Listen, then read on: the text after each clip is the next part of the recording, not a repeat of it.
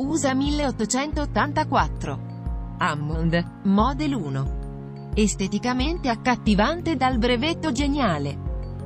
Originariamente la vendita della macchina per scrivere era prevista nel 1881, ma in realtà Hammond dovette attendere altri 3 anni fino al 1884. La tastiera curva della Hammond 1, nota come tastiera ideale, è realizzata da tasti in ebano interamente incastonati in un alloggiamento di legno. Fu questo un tentativo di miglioramento della tastiera QWERTY, detta anche universale o dritta, impiegata sulla Scholes e Glidden, ma non accettata da tutti.